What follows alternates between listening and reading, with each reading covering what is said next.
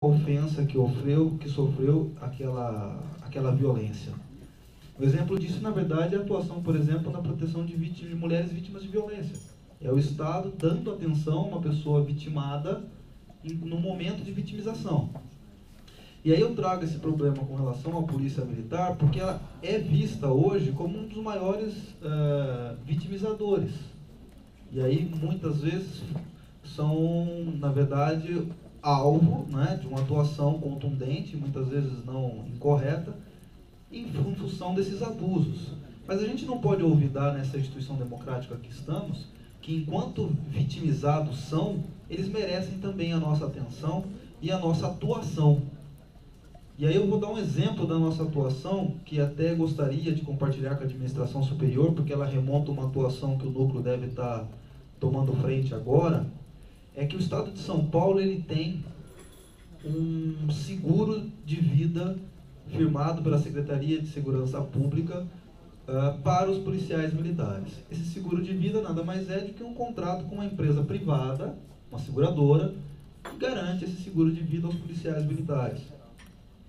E, na verdade, com cláusulas unilaterais, prevê que a indenização só é cabível em razão de mortes acidentais em serviço e no horário de serviço.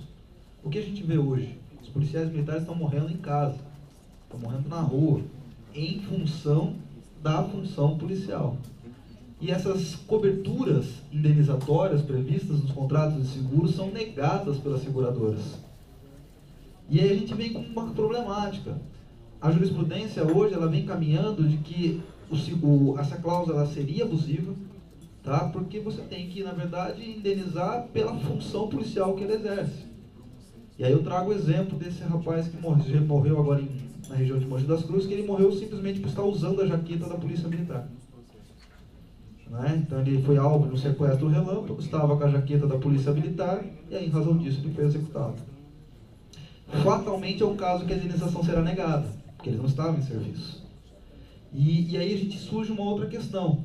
Quem está morrendo não é o tenente, não é o capitão, não é o coronel. São soldados. Que a gente sabe que são soldados que, se você analisar a situação econômica dessas pessoas, são assistidos da Defensoria Pública. São arrimos de família que deixaram suas famílias totalmente desamparadas. Então, nessa visão de vitimologia e direitos humanos, é importante a gente começar a ter uma atenção na Defensoria Pública a esse tipo de situação, para que a gente não tenha, na verdade, uma visão míope apenas da violência como um todo no nosso Estado. É isso.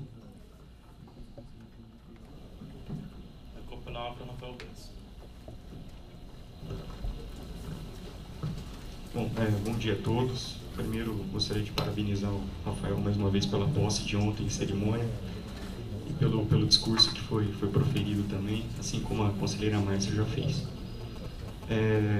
Só queria levantar duas questões aqui. Uma é com relação aos processos que estão em andamento, referentes ao concurso de promoção. Eu fui designado relator do concurso do 3/4 e tem um em andamento também, que é do 1/2.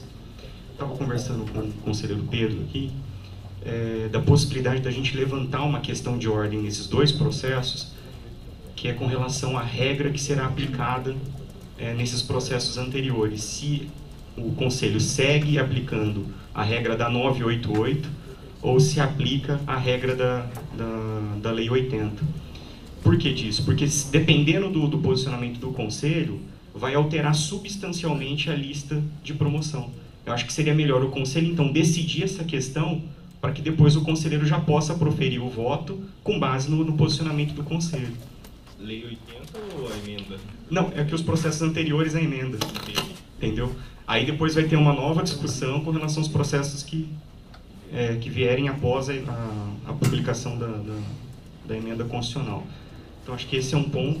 Talvez seria importante a gente decidir antes dos conselheiros relatores proferirem o voto nos concursos de promoção. Acho que será até mais célere, né? E a outra questão é que acho que em breve vai aportar no Conselho Superior deve aportar ao Conselho Superior a proposta orçamentária da Defensoria.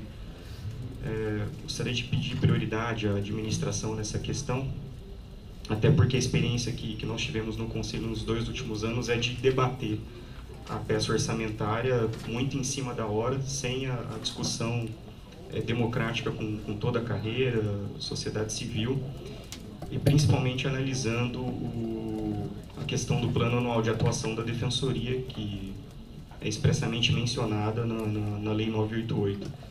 Então, pedir prioridade da administração para encaminhar essa peça orçamentária, proposta orçamentária ao Conselho Superior, para que a gente tenha um tempo razoável para debater isso de uma forma mais qualificada.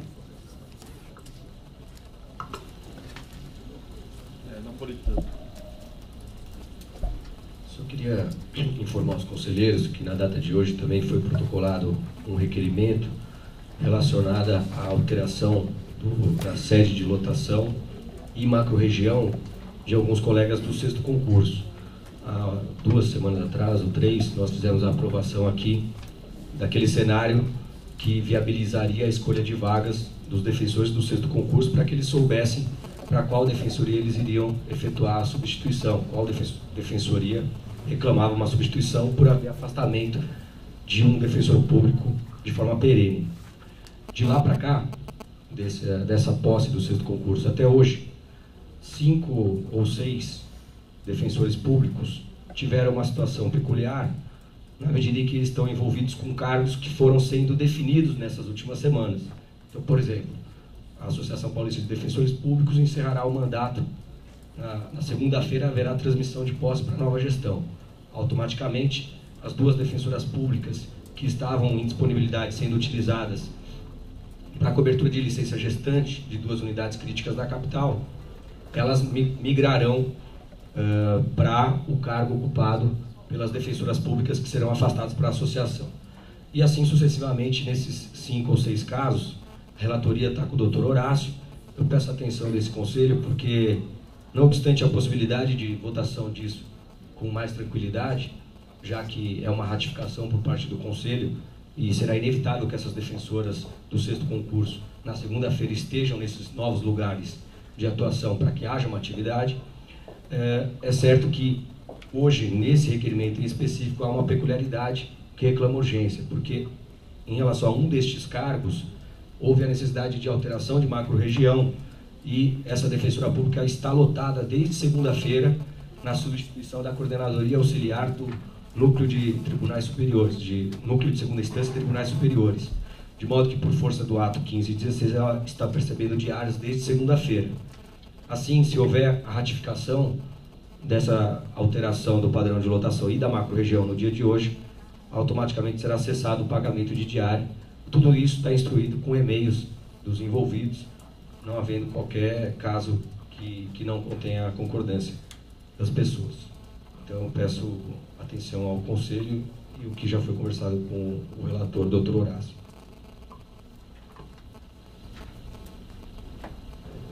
Palavra Alexandre Orsi. Bom dia a todos. Saudar, né, na verdade, a posse ontem, principalmente, do nosso defensor público geral, parabenizá-lo pelo discurso sereno que teve ontem. A doutora Kátia já foi embora, mas gostaria de saudar também a disponibilidade dela, da mesma forma que eu fiz com relação à doutora Flávia Durso, a disponibilidade em tentar assumir, né, um ministério tão importante, mas tão cansativo como é a Corregedoria Geral. E só nas palavras do conselheiro Rafael Bessa, solicitar efetivamente esse trabalho de agilizar o encaminhamento da proposta orçamentária para que esse conselho possa debatê-la com um pouco de tempo, cuidado, para que não seja feito de afogadilho, que sinceramente acho que não é o ideal para nenhum setor da carreira, seja administração superior, seja conselho, seja os nossos colegas na base. Então era somente isso. Senhor presidente, posso falar? ver, né? Quando está sendo tardia a minha inscrição? Não. Por favor. Serei bem breve, duas questões. Aí, pensando até neste momento aqui, pelo que disse o conselheiro Rafael, né, talvez a gente pudesse, e se também ele concordar, né, que ele trouxesse digamos, um texto que me parece que não é nem complexo, né, específico, que a gente não vai adiantar a questão, que certamente gerará um processo mais controverso, né, de uma discussão mais ampla, né, e talvez se ele fizesse uma redação, que eu entendo perfeitamente cabível, porque já há deliberação em curso, há uma modificação legal, há um caso concreto, que já há um certo tempo vem aguardando, que tem até outros processos que também dependem desse primeiro ser aprovado para poder ter o seu prosseguimento. Eu queria que trouxesse, se não na próxima ou na sessão seguinte, um texto desse, e a gente poderia até discutir especificamente aquela questão, e se isso entender que é válido, a gente já poderia, durante pelo menos essa semana ou nas próximas duas, já até estudarmos essa questão, porque temos o caso de um certo tempo em andamento e até com uma certa complicação de uma ação judicial foi proposta, né? Agora, a segunda questão que eu queria falar é mais dirigida também a uma manifestação que disse a conselheira Márcia. Eu ia falar com ela pessoalmente ontem, não tive condição, porque o dia foi agitado, né? A nossa posse toda aí. Na realidade, sem discordar no mérito de tudo aquilo que foi publicado no dia de hoje, mas eu já sabia no dia de ontem pelo comunicado, eu só gostaria assim, de dizer que eu tenho uma restrição, assim, talvez tivesse estudar melhor a questão. Eu acho um pouco complicado entender-se a questão da regularidade formal e não no mérito daquilo que se pleiteia. Aí eu levo em conta a Lei 988 e a Lei 132, não é? A Lei 988, ela tem a questão da recomendação nas atribuições da corregedoria. Por isso que eu falo que eu também não estou fechando totalmente de uma forma contrária. Acho apenas um pouco complicado. Porque na recomendação diz que são aquelas que são cabíveis, não é, aos defensores públicos diante de informações recebidas ou obtidas da inspeção. Aliás, é o caso. Foi até citado, não é isso, pela conselheira Márcia, que na realidade, por força do trabalho da corregedoria, é que se depara com essas questões, não é? E até citou questões processuais civis. Então, nessa primeira parte, teoricamente falando, está aqui na lei que cabe expedir recomendações. Mas a 132, ela tem uma particularidade um pouquinho mais complexa. Além de também ter essa norma genérica de recomendação, que está lá no artigo 105, inciso 11, expedir recomendações aos membros da Defensoria Pública sobre matéria afeta a competência da Corregedoria, não vai mais longe aqui. Portanto, até dá para dizer por aqui que a competência, então, lá na Lei 988, permitirá essa expedição de recomendação. Mas, na mesma lei, um pouquinho antes, está escrito aqui que cabe também à Corregedoria baixar normas, no inciso 9, né, no limite de suas atribuições, visando a regularidade e ao aperfeiçoamento das atividades da Defensoria Pública, mas resguardada a independência funcional de seus membros. É uma norma que veio da Lei 132/09.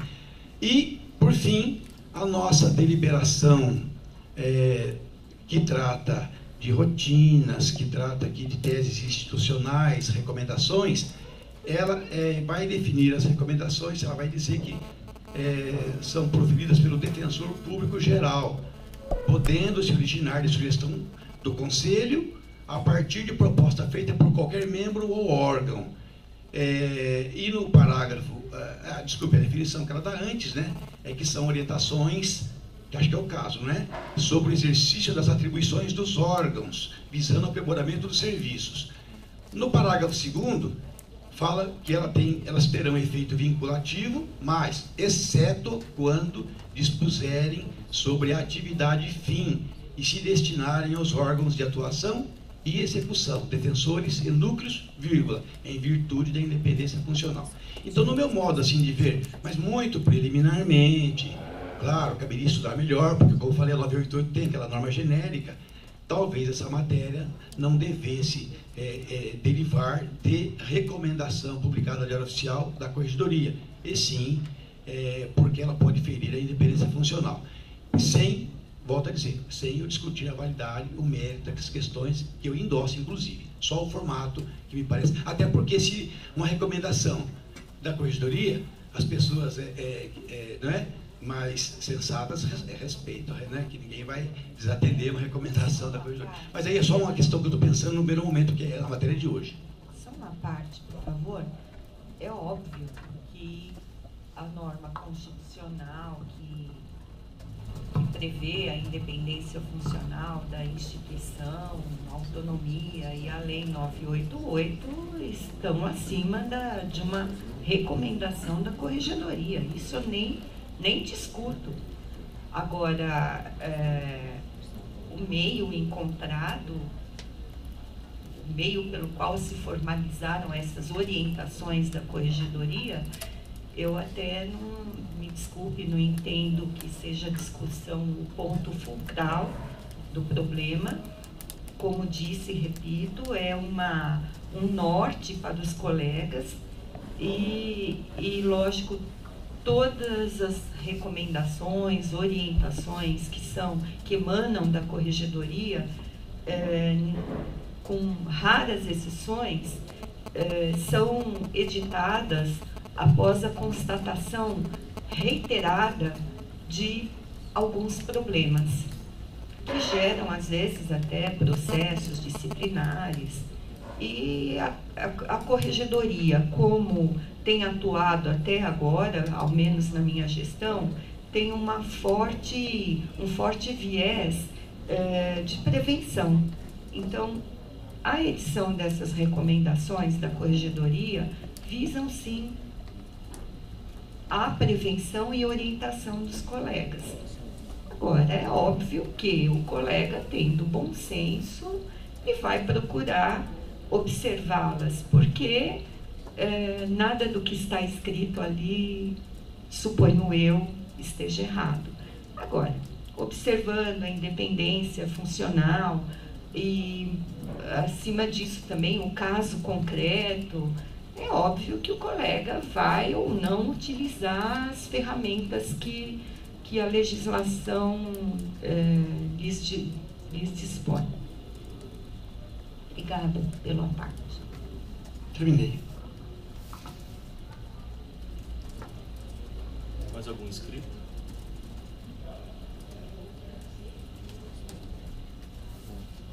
Eu vou aqui só responder algumas indagações que foram feitas. A primeira feita, que eu anotei aqui pelo Alderon, sobre a questão da triagem. Eu vou pedir licença para o Bruno, segundo os professores, para esse esclarecimento.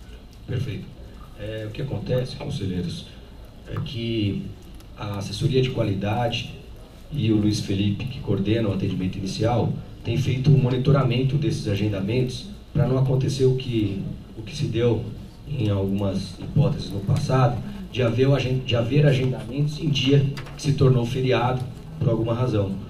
Então, atentos a isso, com essa dinâmica que existe em relação a esses dias de jogos da Copa, em que não havia uma segurança sobre a decretação ou não de feriado, a administração entendeu por bem não liberar esta agenda até que tivesse certeza que não haveria prejuízo a assistidos agendados e que geraria um transtorno enorme. Infelizmente, por um lapso, essa agenda acabou não sendo aberta a tempo de permitir agendamentos, de modo que no dia de ontem não houve agendamento, mas houve o atendimento de todos os casos urgentes que aportaram aqui. E a questão da comunicação é realmente a exiguidade do tempo, né? O acontecimento foi ontem, um dia para a administração, infelizmente é muito pouco para a gente poder comunicar a todos essas intempéries, de modo que eu faço comunicação nessa oportunidade. Peço desculpa por não ter tido tempo de prestar esses esclarecimentos de ofício quando nos deparamos com a situação.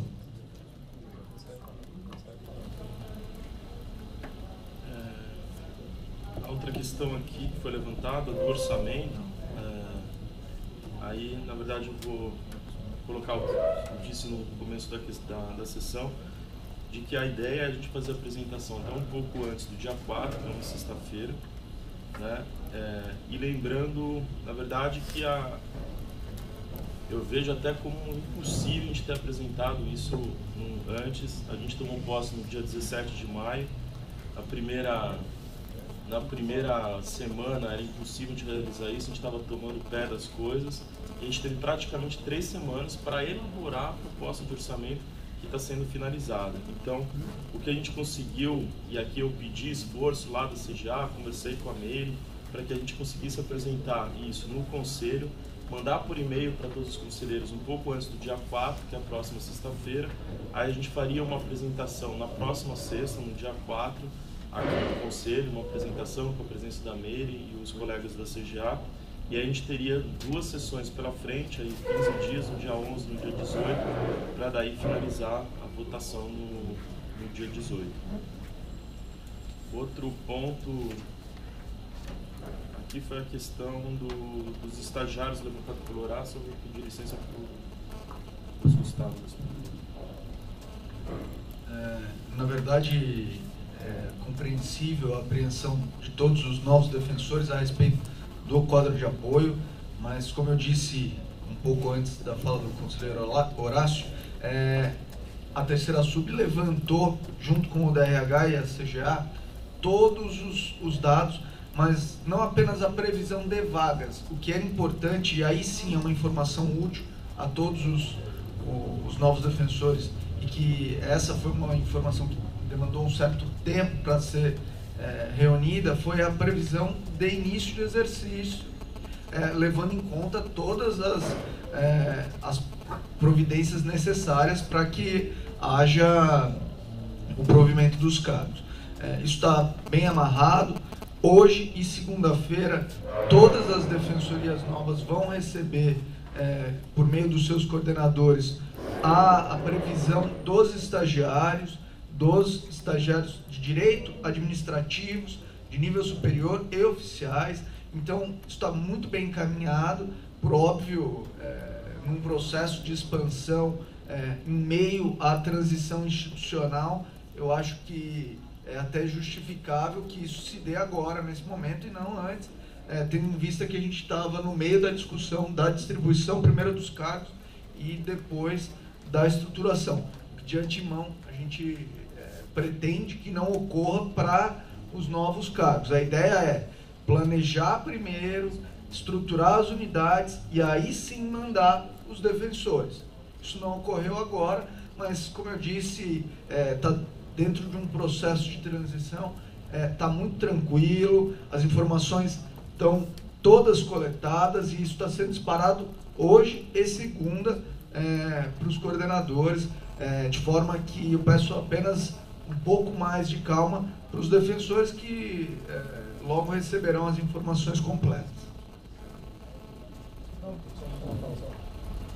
Na verdade, com relação aos estagiários, uma questão que talvez facilitaria o trabalho dos colegas nas unidades é fazer com que se disponibilize a lista pendente de chamada, porque se negam hoje a fornecer a lista. Então aí você faz um esforço, chama o estagiário, aí o estagiário não pode assumir. Se a regional tiver a lista, já sai caçando o estagiário, entre aspas, que pode exercer a função, para quando chamar já ser certeiro, porque tem tido um retrabalho muito grande. Chama o sujeito, ele não pode acessar, chama o sujeito, ele não pode acessar. Se nós já tivermos a lista, já dá para ir fazendo contato com os estagiários que têm interesse em acessar, já vai direto nele, já chama esse sujeito, já vai. Eu acho que a gestão com o CIE, como eu disse na vez passada, tem sido um pouco deficiente para a gente, nas unidades mais distantes, geralmente. Eu acho que essa é, dentro das providências, uma das que está prevista. Na verdade, hoje, com a aprovação, se houver aprovação do aumento, do incremento de estagiários, eu acho que esse será um procedimento. Vou, obviamente, ver a viabilidade disso, porque a nossa ideia é fazer da forma mais rápida possível. E se para isso seja necessária a distribuição da lista dos aprovados pelo CIE, vamos disponibilizar, não há a menor dúvida disso. Porque hoje chama de 1 em 1, ele é obrigado a se manifestar, às vezes ele fala, não quero, aí tem que voltar de novo. O que nós... O que o DRH está fazendo, Pedro, para adiantar isso, é fazer uma força-tarefa para chamar por aqui todos os estagiários de uma vez só. Por isso que até o prazo de 10 dias, a partir da aprovação pelo Conselho. Isso está sendo procedido. Não, ótimo. Eu acho que, feitas expostas aí as indagações, já entrando então na ordem do dia, eu queria primeiro então colocar aqui em discussão, em relação ao comunicado feito pela Secretaria, a gente precisa agendar o julgamento de um PAD, que precisa ser julgado até o dia 25 de julho. Então, até como proposta, a gente tem no dia... acho que o dia 11, 18 e 25, talvez eu sugiro o dia 11. Só checar se não tem jogo do Brasil, né? Vai ser sexta que vem, dia 4, se passar, né? Se classificar para as quartas, e o jogo das quartas é na próxima sexta. Dia 11 não tem jogo. Mas é que horas? 5 da tarde, é 1 ou 5? 5. Eu sou o relator. Ah, o senhor é 25 no período da tarde, né? Então é o que vai ser extraordinária, né? Não é o último dia. Aí a conveniência de marcar no mesmo dia da sessão ordinária do Conselho. Então vai ser marcar de manhã, à tarde, fazer lá. Só que à tarde. Marcar na quinta. Pode ser ou uma extraordinária na quinta, um dia antes, à tarde, ou na sexta após o Conselho. Aí fica a critério. Só fico temeroso no seu último dia. Nunca vi uma ocorrência que demandasse prorrogação, mas pode tese é viável, né? Um problema na hora. E aí tem uma dificuldade técnica, parece legal, né? Do prazo excedido, né? Talvez a véspera, então, a extraordinária, porque numa pior hipótese se resolveria uma questão no dia seguinte. Dia 18, você acha? É que aí vai ser em sessão ordinária. Não, 18 à tarde ou 17 à tarde? Tudo bem. Na quinta à tarde ou na sexta após o Conselho? Depende mais dos colegas do interior. Vocês preferem fazer a sessão na quinta-feira à tarde ou na sexta-feira após a sessão final? Se a gente for fazer a sessão na sexta, a gente só vai julgar praticamente o dia. Não, mas aí faria depois. Nós estamos com orçamento, um monte de coisa, eu sugeriria na quinta mesmo. Porque tem tanta coisa que tem aí. Então põe no dia 17, na quinta-feira, né? Vai votar de manhã. Para mim é diferente. Pode ser. Então fica marcado dia 17, extraordinário. Acho que sim. Para mim é diferente. Como eu venho de pertinho, para mim tanto faz. E aí, sobre a possibilidade de condicionar, né? Condicionada, claro, ao Brasil se classificar ou não, porque vai ser complicado sexta, mesmo que seja 5 horas da tarde o jogo, porque primeiro o expediente vai até meio-dia, eu acho que é contraproducente para o próprio Conselho. Né? Puxar para quinta-feira? Puxar para quinta-feira. O problema é, na verdade, condicionado, né? Não, mas isso você está falando agora no dia 4. Isso, outro assunto. Peraí, então a sessão ficou marcada para o dia 17, às 14 horas, o julgamento do PAD. E agora tem a questão em relação ao PAD? É uma outra questão em relação ao PAD, é porque houve alteração da deliberação, que acho que foi publicada dia 14 de março, que é com relação à publicidade descrita ou não das sessões de PAD. E aí, todo esse processo, ele tramitou com base na deliberação anterior, sem alteração, que ocorreu agora, dia 14 de março. Inclusive, toda a defesa do advogado foi realizada com base na deliberação anterior, sem as modificações. Então, isso é uma questão que a gente tem que também decidir, enfrentar, se aplica essa modificação já agora, e se aplicar, e acho que acredito que o advogado teria que ser intimado para se manifestar. Eu acredito que em benefício a gente pega a mesma inteligência das alterações de normas processuais, a alteração ela é dali para frente. eu acho também. Os atos praticados Eu até entendo então também. são válidos, mas a aplicação é imediata dali para frente. Já uma pressão material pode ter. Então, mas além disso, é vantajoso para eles. Não, processual dali para frente. Ou seja, na aplicação da norma nova, a ideia coloca maior sigilo que é isso? Não, pelo contrário. Seria prejudicial. Era prejudicial. Ela dá publicidade, acessão de PAD, exceto nos casos em que há violação de direito de imagem. Só uma colocação. Me parece que, na verdade, a alteração da liberação foi só com relação à parte da sessão. O procedimento anterior e tal continua sigiloso, era já e continua. É isso, não é?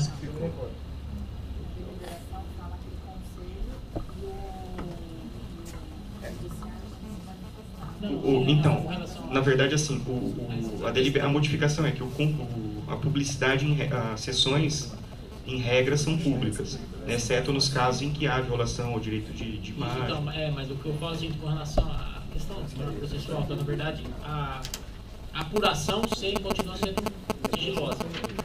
Isso. A sessão, a modificação, deliberação, a modificação é com relação à sessão. Isso, a sessão. Então, a sessão, a princípio, vai se realizar com a vigência da nova de deliberação. Que exige, então, é isso que nós precisamos decidir, decidir, porque assim, pela alteração que houve na deliberação, o conselheiro relator ou o interessado, ele pode pedir, então, entendeu? É nesse ponto que eu ia colocar. Na verdade, a minha posição inicialmente seria no sentido de instar tanto o interessado quanto o advogado e tal, a informar se tem interesse que a sessão seja pública ou sigilosa. Porque a princípio me parece que seria aplicável já para esse processo. Apesar dele ter sido instaurado antes da vigência da deliberação, como a deliberação alterou só a questão da sessão, na verdade do ato da sessão, e eu acho que deveria ser aplicado desde já. Ele vai escolher, né? Não, Aí resolveria. Se intimar de imediato, porque ele tem a possibilidade de requerer fundamentadamente a... Não, porque se for aplicar a deliberação nova, eu acho que ele tem que converter em diligência todo o processo para o advogado se notificar. Vamos pensar um pouco só, deixa eu considerar. A questão do prazo é importante, mas a questão é a seguinte: se a sessão vai ocorrer após a edição da deliberação, me parece que, em tese, a deliberação se aplica. Então, a primeira premissa é essa. Vamos dar uma olhada no artigo que talvez ele possa tirar dela como conclusão. É o 52 do regimento interno. A sessão extraordinária será pública, salvo se o Conselho Superior, a pedido do interessado ou do relator, deliberar de forma fundamentada e excepcional pela publicidade restrita, visando exclusivamente resguardar o direito de intimidade, a honra das pessoas envolvidas, ou qualquer interesse social exigir, observadas as disposições regimentais quanto ao quórum de instalação de deliberação. Então, ou o relator ou o interessado fazem um pedido de, digamos, publicidade restrita, como consta da norma aqui. Nesse caso, tem vários para fazer, porque já começou com a forma anterior, mas aí não sei se o senador vai pensar isso. Eu, se fosse senador, pediria isso para evitar até a maior problema futuro, porque já começou sobre outra norma, quer dizer, eles começaram a se defendendo com aquela outra norma em vigor, haveria um fundamento, então, para que neste caso fosse mantida a norma anterior. Eu acho que o maior risco é que qualquer alteração em processo administrativo disciplinar gera nulidade. Em gerando nulidade, a decisão acaba sendo cassada pelo judiciário e acabou. Então a gente tem que tomar muita cautela. Eu tomaria, se serve de sugestão, mestre, eu tomaria a cautela de ouvir o interessado a respeito do que lhe interessa. Ele pode, mas daí a nulidade é para ele. Se você cerceia a publicidade, ele fala, eu queria publicidade. Se você não cerceia, ele fala, eu não queria. Então, porque ele não fez o pedido ainda de publicidade restrita porque a deliberação era anterior. O que você decidir, ele vai falar que é o contrário, se ele for condenado. Eu continuo entendendo que acho que tem que intimar, eu acho que era imediato. Podia fazer isso já. Já promover a intimação para se manifestar nos termos da... O que você acha? Daí já a fala dele já resolve o problema. Na verdade, só para fazer uma comparação, se você pega, por exemplo, aquele caso lá da emenda do divórcio, os que estavam em andamento, quando teve aquela alteração substancial, houve primeiro uma comunicação se a parte queria como vou lá em divórcio ou não, entendeu? Foi dada aquela oportunidade mesmo tendo uma norma nova. Né? Eu acho que é mais ou menos a mesma coisa. A minha preocupação é se fosse aplicar a deliberação nova, com as modificações que houve. Porque aí eu acho que tem que intimar o advogado a se manifestar, porque toda a defesa que ele fez foi com base na deliberação antiga. E aí, por isso que ele não fez nenhum pedido de publicidade restrita. Porque a deliberação anterior não... Mas aí vem a questão. Essas alterações, elas são só processuais. Essa aqui acho que é processual. É complexo. Mas, é complexo, porque é confronto de lei direto. Não é só esse tanto da publicidade, processo administrativo disciplinar é confronto de lei. Essa deliberação tem problema. A gente vai ter que analisar o mérito, entendeu? É confronto de lei. A lei fala isso de novo. O próprio juiz, confronto de lei, então. Eu sei, já foi discutir, mas deixa eles falar. Eu acho que não é só processual, não. Também que é você está tratando de direitos fundamentais da pessoa. É. E quando você, ainda que tenha norma processual, direito fundamental, direito, né? Eu acho que a solução salomônica é essa. Chamando o interessado para ele se manifestar, se ele quer sigiloso, eu acho que resolve qualquer tipo de problema. E a partir daí, na verdade, a gente pode entender pela aplicação da deliberação nova, só que em vez de aguardar, assim, não esperar que ele tivesse feito o pedido, a gente intima ele diante da nova deliberação para se manifestar. Se ele quer sigiloso, converter. Vai ser público. Para intimá-lo, mas eu acho. Mantendo a data. Eu não sei como seria feito. Existe algum prazo de manifestação? A gente que delibera. Na verdade não tem, porque a princípio não tem, na deliberação não tem intimação para a pessoa se manifestar. A partir da deliberação, se ela quiser, ela tem que decidir o ofício de ponto próprio informar isso. Que às vezes então, excepcionalmente, eu acho que nesse caso poderia fazer uma precisa de conversão, não, mas de estimação para esse direito de informar, exatamente. Eu acho que tem que, então, informar que houve alteração e para eles se manifestar sobre essa questão. Acho que seria talvez até o dia 3, porque daí vai ter a resposta dele no dia 4, você está aqui. Eu acho que independente da resposta, como a questão vai ser só questão formal, se vai ser pública ou sigilosa, ele já pode... Isso aí, assim, ainda que essa resposta venha poucos dias antes, não sei, me parece que não tem... Se houver o pedido de publicidade restrita, nós vamos ter que fazer uma sessão extraordinária para julgar, para ver se o conselho vai deferir ou não, né, o pedido do interessado e depois marcar uma sessão de julgamento. Acho que vai ser uma coisa funcionar na outra. Porque mas não dá para você fazer no mesmo dia, entendeu? É o seguinte, chegou o pedido dele no dia da sessão que ser julgado o pedido. Ele quer sigilo. Plenário para fora. Ele quer publicidade, plenário para dentro. Como acontece no tribunal. Vai julgar um caso de sigilo. Então, tem que fazer o plenário.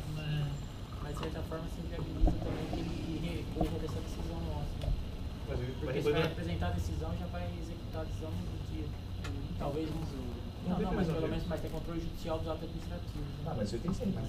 Tem já? Não, mas sim, mas o termo o que eu acho é o seguinte, as pessoas que virem aqui para a sessão de cadeira tem que saber se vai ser sigiloso ou não, entendeu? Porque senão vem aqui, não sabe, e aí depois você pede para retirar. Eu acho que é ruim. É constrangedor, mas então, por que a gente não marca extraordinário? Eu acho que esse julgamento do pedido, né, se vier, vai ser mais tranquilo do que o próprio julgamento do PAD. Porque a gente não marca uma extraordinária logo após uma ordinária, daí vai depender do prazo que for dado. E a partir disso tem tempo de manutenção salvo melhor juízo, a tempo, né? A gente pode marcar, por exemplo, que o dia 11 de julho a extraordinária para a decisão dessa questão, logo após a ordinária, e mantém-se o dia 17 de julho para o julgamento do PAD. Então eu vou fazer a sugestão de manter então o dia 17, né? E aí, caso tenha esse pedido, o Conselho decide no dia 17 essa questão, e aí na semana seguinte, na próxima quinta, a gente decide faz a sessão de julgamento. Pode ser? Isso. Agora, se não tiver essa questão, aí dia 17 a gente já faz um... Perfeito. Fica marcado então para o dia... Faz a diligência, o prazo acho que pode ser até o dia... 5 dias. Quanto que dá? Hoje?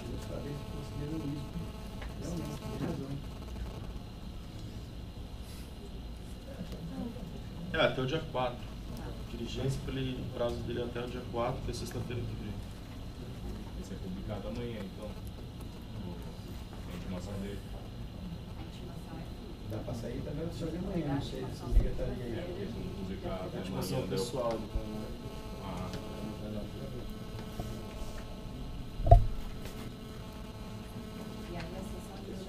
A sessão fica para o dia 17 às 14 horas.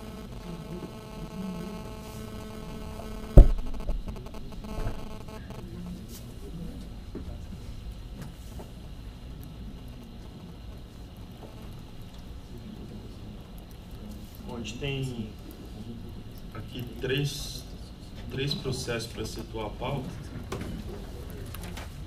4.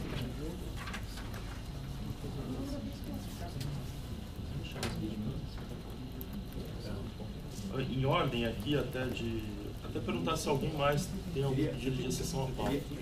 Inversão. Inversão. Não, exceção, você tem? Exceção é um processo que não está na pauta, né? Não tem. Tem inversão. Eu tenho uma questão que é extra pauta. Extra pauta? Tem só um só. É um 106 de 2013. Estágio probatório. Eu tenho que informar.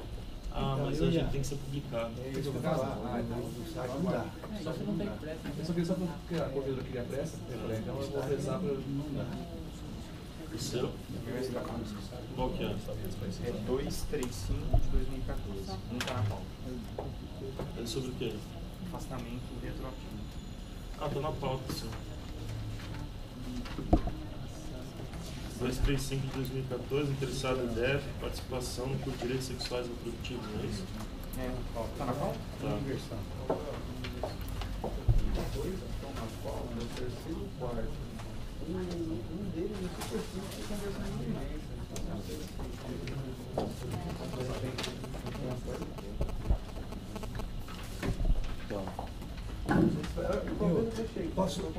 Posso sugerir, se me permite? A gente tinha um hábito que eu acho que é produtivo, né?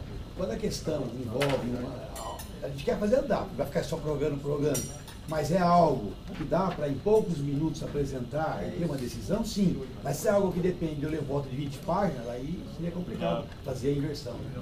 A não ser que haja urgência justificada, né? Então, se é um caso desse aí, eu acho até bom, porque já antecipa. Mas tem urgência? Não, é só porque, na verdade, assim, ele está na pauta. Se de repente no final a gente for adiantar, não for passar, eu queria só colocar a sugestão da gente converter no urgência, porque é muito simples. Mas é urgente? Não. É porque a justificativa da exceção ou da própria versão. Eu só ponderei isso, porque o negócio super simples, poderia andar rápido, só por isso. Você tem exceção?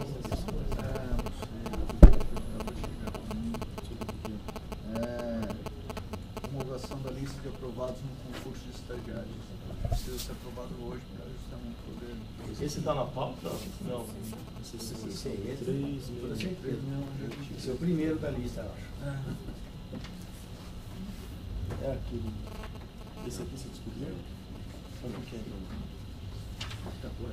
Tem um que está começando, tá, Horácio? É verdade. Eu achei que você já tinha colocado já, por isso que eu não tenho número. Qual que é o número dele? É o 24114. O seu número dele? 361-2013. É lista de homologação? De homologação. Proposta de abertura, concurso estagiário.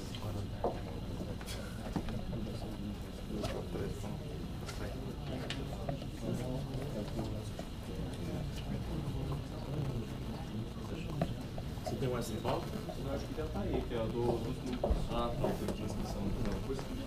Então, na ordem aqui, até dos que são extra pauta, eu vou chamar primeiro o 237 de 2014. Interessado, quem apresentou a proposta pela primeira subdefensoria. O assunto é proposta de abertura de inscrições para membros e colaboradores dos núcleos especializados. Relator, conselheiro Alexandre Orsi. Paulo.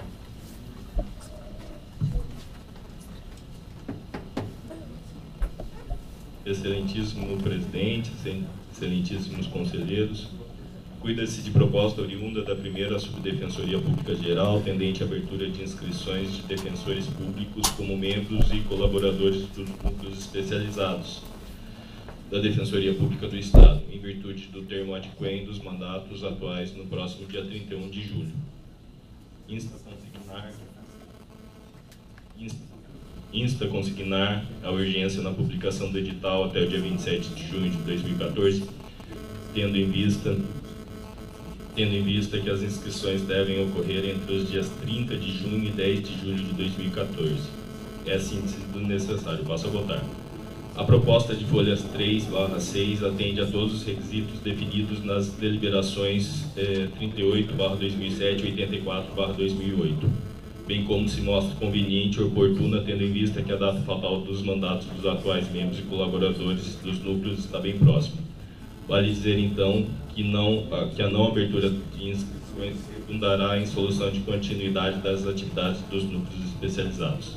Pelo exposto, voto pelo acolhimento da proposta encetada pela primeira Subdefensoria Pública Geral. Só para também esclarecer, a segunda proposta faria a comunicação hoje, a inscrição iniciaria na segunda-feira e iria até o dia 10, né? Tem uma questão.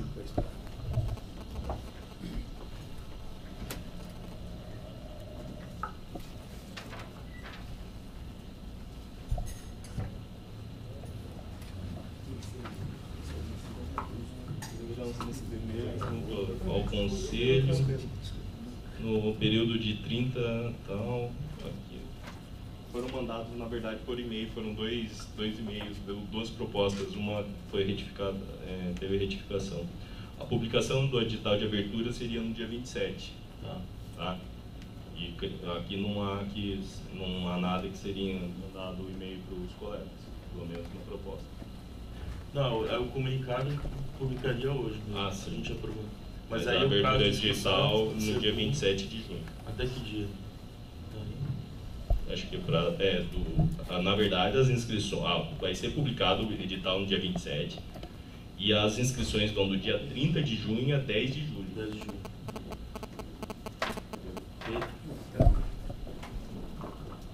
Bom, eu já nasci de uma forma meio complicada, vou complicar um pouquinho a história aí. Na realidade, é bem simples, né? Aprovar, abre a inscrição, se inscreve, mas há uma questão que eu tenho certeza que ela vai vir à tona. Claro que, se é questão que envolva complexidade, então é melhor fazer como está e depois discutir com mais calma. Tá bem, eu concordo com isso. Mas o que eu quero falar é o seguinte: este processo é para uma recomposição integral dos núcleos. Em outras palavras, para colocarmos 20 defensores no núcleo da cidadania, 15 nos demais. 25 de situação carcerária. 25 na situação carcerária. Certo? O 25 da situação carcerária em razão da deliberação do atendimento. Ou seja, portanto, há uma normativa de aprovação até de ampliação do quadro. Ok? Bom, mas ontem eu, chegando aqui, tive uma conversa com os colegas lá da CGA, num desespero compreensível, por conta de uma palavrinha chamada orçamento, né? Uma coisa não tem a ver com outra, mas mostra-se, tem, né? Tem, né? Uma coisa tem a ver com outra, assim. Acontece que talvez fosse até o caso, já que é o momento de se reabrir para todos os núcleos e nos moldes normativos já aprovados, de eventualmente se reconsiderar uma ou outra questão, seja de ampliação, manutenção, de redução. Me parece um pouco complicado falar isso faz pouco tempo. Por isso que eu falo que, se for o caso, deixa como está, isso fica para um outro procedimento posterior. Mas, baseado nisso, a ideia é que um eventual pedido de vista agora se prorrogue pelo menos uma semana para uma análise melhor dessa última questão que eu falei, ou seja, de uma manutenção para não complicar agora, ou, se já for para complicar um pouquinho, de uma ampliação ou redução, com outras considerações até. Enfim, porque esse é o momento de início dos núcleos. Então, eu acho que há uma certa relevância de qualquer forma para se discutir isso. Agora, então a ideia é que haja uma semana, que havia um conselheiro interessado aqui no assunto. Não sei se ele ainda está, não é? Vamos pensar. A gente pediria a vista por uma semana, mas se o colega não mantiver do interesse... Fica difícil, né? Sim. Na verdade é o seguinte, eu saio de férias agora, né? Eu devo sair de férias agora. Então, daqui a meu momento é que eu não consigo nem voltar. Enfim. Puxa vida. Bom, eu queria então propor o seguinte, quer dizer, eu faria, embora regimental, mas seria um regimento que a gente pode adaptar nesse momento, ou seja, seria um pedido de vista para que eu retornasse então com o processo na próxima sessão, impreterivelmente, salvo se meu ônibus cair numa ribanceira e eu não chegar aqui, mas salvo isso, eu devo estar aqui na próxima semana, e aí traria uma manifestação conclusiva que talvez não mudando nada, só mudaria a data, porque não daria tempo. Mas também se acharem que isso é muito complicado, que a discussão pode ir longe, eu também não faço tanta questão.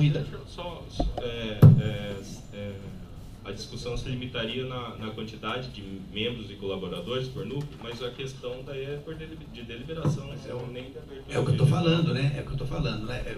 Nós estamos com uma gestão nova, com pessoas preocupadas com o andar da carruagem. A primeira inclusive até nesse meu, se fosse eu, né?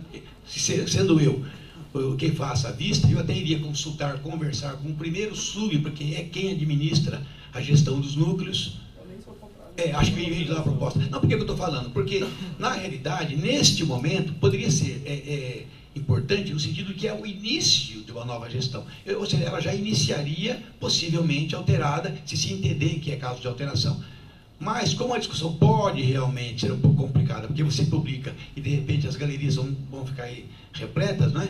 Então, pode ser que a gente entenda que a discussão demande tempo, que prejudique o reinício, ou a continuidade. E, nesse caso, a gente poderia ter um segundo momento. Ô Pedro, posso fazer uma consideração? É que, na verdade, assim, a questão de ampliar ou diminuir, na verdade, ela não vai por essa linha, porque ela seria só de diminuir. Porque se for ampliar, já está na deliberação que compete aos coordenadores pedirem a ampliação se eles entenderem necessário. E até agora não aportou nenhum pedido no conselho pedindo ampliação. Se tivesse, já teria um processo. Pode haver. Pode ser para diminuir, então. Por que não? Então sobraríamos só essa discussão da diminuição.